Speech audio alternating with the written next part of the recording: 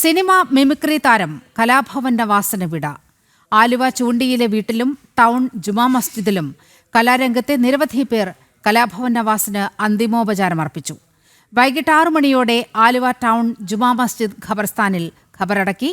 ഹൃദയാഘാതമാണ് മരണകാരണമെന്ന് പ്രാഥമിക postmortem report.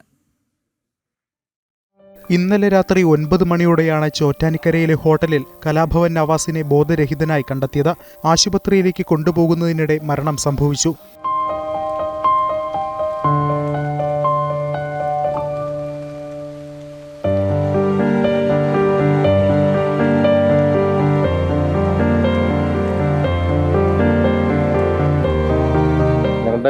ആ കുടുംബത്തിലെ ഒരു മെമ്പറാണ് മിമിക്രി ആർട്ടിസ്റ്റ് അസോസിയേഷൻ്റെ.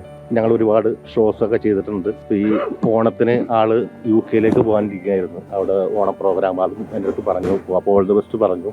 നല്ലൊരു ആർട്ടിസ്റ്റ് മാത്രമല്ല, നല്ലൊരു സ്നേഹിതൻ, നല്ലൊരു കൂടപ്പിറപ്പ്. ആർക്കും ഒരു നെഗറ്റീവ് പറയാനായിട്ടൊരു ചാൻസ് ഇതുവരെ നവാസ് കൊടുത്തിട്ടില്ല. അത്രയും സ്നേഹമുള്ള മനുഷ്യനാണ് നവാസ്. നിയാസ് ആ കുടുംബം വേദിക്കാനായി പറ്റണല്ലോ. വേറെ വഴികളെന്താണ് ചെയ്യേണ്ടതെന്ന് അറിയില്ല. വലിയൊരു ഷോക്കായിപ്പോയി. എന്തായാലും നമുക്ക് എല്ലാവർക്കും നവാസിന് പ്രവർത്തിക്കാം. നവാസിന് വേണ്ടി തൃപ്പൂണിത്തുറയിലെ സ്വകാര്യ ആശുപത്രിയിൽ നിന്ന് രാത്രി തന്നെ മൃതദേഹം കളമശ്ശേരി മെഡിക്കൽ കോളേജിലേക്ക് മാറ്റി. ഉച്ചയ്ക്ക് 12:30 പോസ്റ്റ്മോർട്ടം പൂർത്തിയാക്കി 1:45 ആലുവ 4 മൈലിലെ വീട്ടിലെത്തിച്ചു. അടുത്ത ബന്ധുക്കളും സുഹൃത്തുക്കളും വീട്ടിലെത്തി അന്തിമോപചാരം അർപ്പിച്ചു.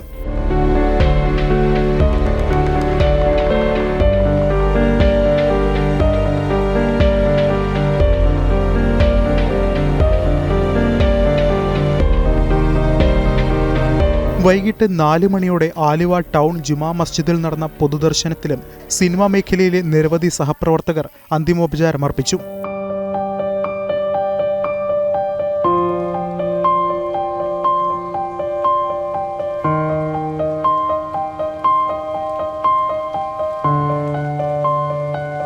ആറ് മണിയോടെ ആലുവ ടൗൺ ജുമാ മസ്ജിദ് ഖബർസ്ഥാനിൽ ഖബറടക്കം നടത്തി. ജനം, കൊച്ചി.